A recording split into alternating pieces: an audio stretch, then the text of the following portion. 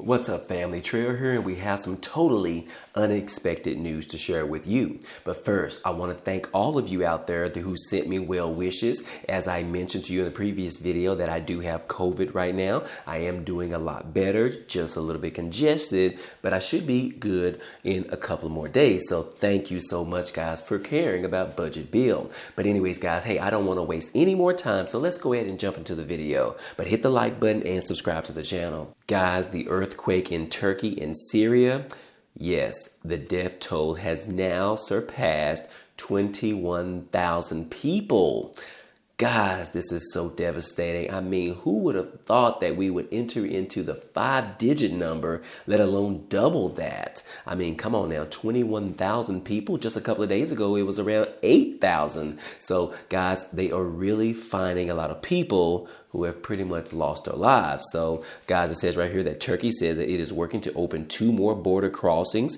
Girl and father pulled alive from their rubble. And there's just more stories, guys. The first convoy of humanitarian assistance for victims of Monday's earthquake has crossed into northwest Syria as the death toll in Turkey and Syria climbed to more than 21,000 people amid the fading hopes of finding any more survivors under the rubble, especially as they are dealing with some freezing weather. Now, 6 trucks passed through the border crossing from Turkey carrying tents and hygiene products, as Turkey said that it was working to open 2 more border crossings with Syria to allow in more humanitarian aid. And then it also says that the World Health Organization, or the WHO, warned that without quick help, tens of thousands of people living in the open could be under threat from the harsh conditions, and with the death toll likely to rise significantly much higher. So again, guys, we could see even as much as 30,000 deaths. This is probably going to be the worst tragedy from an earthquake that we have seen in decades, guys. This is just a huge tragedy, guys. Hopefully none of you out there have family members in these particular surrounding areas or countries. But anyways, it doesn't matter whether or not you do have family members. I definitely want to encourage you for 2 different things. First off, I want you to be able to pray for those individuals that have lost their lives, as well as their family members, as well as those individuals that can't find their other family members, guys. Receiving that devastating news from someone saying that they found your family member or your best friend under the rubble and they did not survive, guys, that could be devastating. So anyways, make sure that you keep them in your prayers during the meantime. And then also consider donating to the American Red Cross or those other organizations that I talked about on the previous video. If you do decide to donate, make sure that it is a reliable and a viable registered nonprofit company, so that you can make sure that your money actually goes in the right direction, because there are a lot of scammers out there, guys, and you definitely want to be mindful of that if you choose to participate. But anyways, guys, that's all we have right there. Continue to be prayerful of them. Moving on, guys, we do have a story in regards to 2 high-rank officials that have now been subpoenaed. Yes, guys, the first on the list is Trump's former national security advisor. He has been subpoenaed in the special counsel's probe. Yes, guys, it says that the former national security advisor, Robert O'Brien, has been subpoenaed by the special counsel investigating former President Donald Trump, according to the latest reports. Now, O'Brien, who served under Trump from September 2019 through the end of his presidency, was reportedly asked for information in connection with both the Justice Department's investigation into Trump's handling of classified materials and its probe into the former president's role in the January 6th riot on Capitol Hill. Now, reports also emerged on Thursday that the special counsel, Jack Smith, who was appointed in November to head up the investigations into Trump, had subpoenaed former Vice President Mike Pence. Yes, guys, you can see right here that Mike Pence has been subpoenaed by the special counsel who is investigating Trump's role in the January 6th riot on Capitol Hill. And special counsel Jack Smith, who is overseeing the inquiry that delves into the former president's efforts to cling to power after the 2020 election that he lost. Now, again, the former vice president has been subpoenaed by special counsel in regards to this investigation. Now, it does say that this particular move was an indication that Smith is probing into the scheme involving the fake electors, a slate of individuals who signed documents perpetrating that they were their state's rightful electors and falsely asserting Trump was the victor in those particular states. Guys, wouldn't that be considered as fraud? But anyways, guys, it does say that the House committee formed to investigate the attack on Capitol Hill gathered evidence that the fake electors submitted false certifications of Trump victories to the National Archives in hopes of having Mike Pence substitute them for the actual electoral votes that made Joe Biden the president today.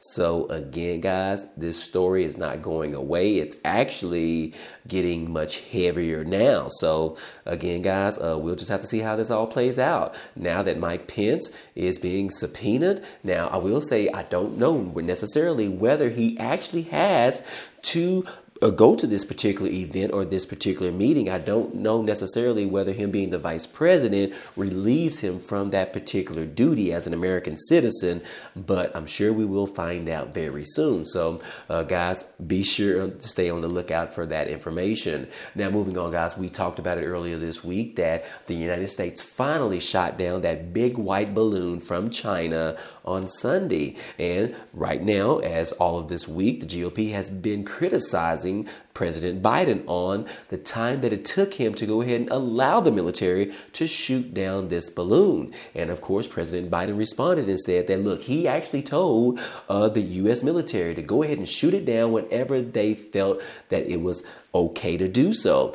And the United States military decided that on Sunday, when it was actually outside of the United States and in over the water, that was the perfect time to go ahead and shoot this balloon down. But anyways, guys, President Biden is receiving a lot of slack right now, and we'll just have to see about this. But we did just receive some latest information in regards to the data that this potential Chinese spy balloon was actually collecting while it was traveling over the United States for several days. In the latest report, it says that the Chinese balloon was likely capable of collecting communications, according to the United States. Now, it says that the suspected Chinese surveillance balloon that traveled over the United States last week before it was shot down was collecting communications, apparently, according to the State Department. Now, the balloon was furnished with multiple antennas and other equipment that was clearly for intelligence surveillance, according to a spokesperson. Now, the antennas in an array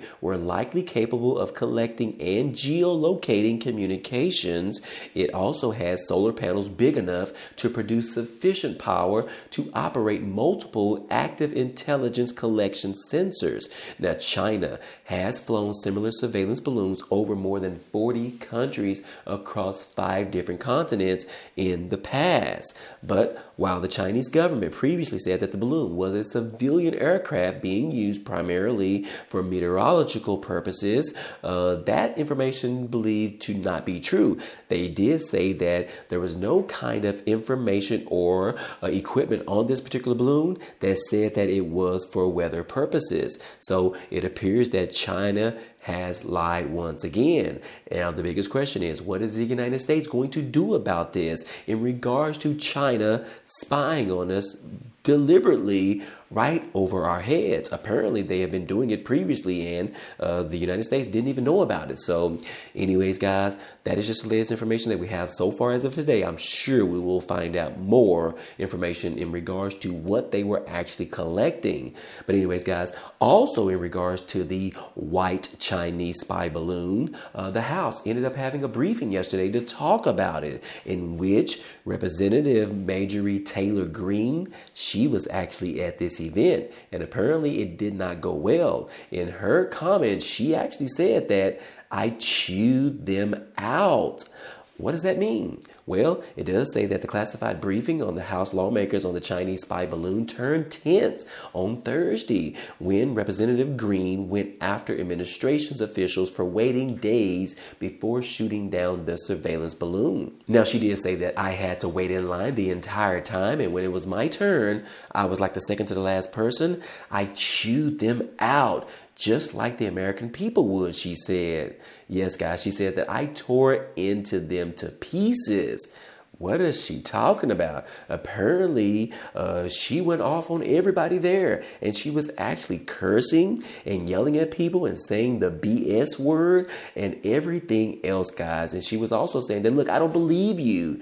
Yes, guys, it says right here that when she got to ask questions, the lawmaker recalled that she was yelling out, saying the BS word, and you know it, and I don't believe you. And then also they said that she was just screaming and yelling, irrational in my estimation, according to this one lawmaker. So again, guys, I will ask you the question, is Representative Marjorie Taylor Greene going off the handles? I mean, this is getting a little bit crazy. And then we also saw where she was actually going off during the State of the Union earlier this week by President Biden, in which I have a video to show you right here, guys. Let's go ahead and play it. I'll give you a copy. I'll give you a copy of the proposal. That means Congress doesn't vote. Well, I'm glad to see you. No, I tell you, I enjoy conversion. So yes, guys, you can see her in the background just yelling, calling him a liar, liar, and just pointing her finger. And then also, guys, I don't know if you noticed, but this particular outfit she has on is rather unique. I'm not sure why she was wearing this half fur coat. But anyways, guys, yes, guys, the question is Marjorie Taylor, is she off hands, guys? Do you think that this is appropriate for any American to be yelling directly at a sitting president? Guys, things are getting worse in this country. People have no respect for anyone these days, and it just keeps getting worse and worse. Now, we did hear from something that happened on the Sean Hannity show on Fox News, where Geraldo, one of his colleagues, Geraldo Rivera, actually questioned Hannity about whether this is being crazy or whether this is being normal. He was referencing Representative Marjorie Taylor Greene. Now, Fox News' Sean Hannity on Wednesday pivoted to attacking the Democrats instead of answering his colleague Geraldo's simple question about the far right of Representative Greene, who Hannity had just interviewed. Rivera repeatedly said that, look, these things that Marjorie Greene is doing, do you consider this as being normal, or this is being a little bit of radical? I want to know this. He was asking Sean Hannity this on his show, but of course, Hannity pretty much averted answering that question. So I'll ask you guys, what do you think about this? What do you think about her actions? Do you think that this is appropriate? Do you think that this is the way that we get things done in Washington? Or do you think that she is just going off the top? Now, I will go ahead and tell you guys, she has been raising a ton of money by doing these little antics and different things like that, because she is actually posting these videos online and people are paying her, people are telling her what to do, and they end up giving her money. I believe that she raised $3 million back in 2019 for yelling at the door of Senators AOC.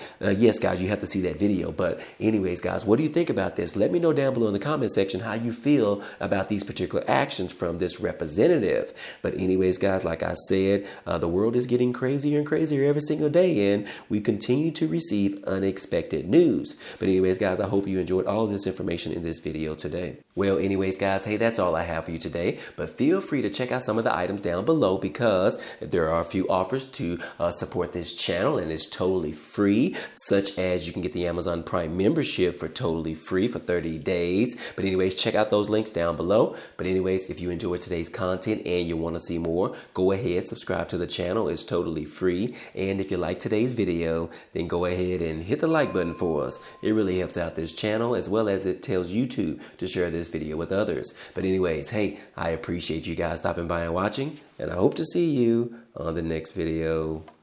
Peace.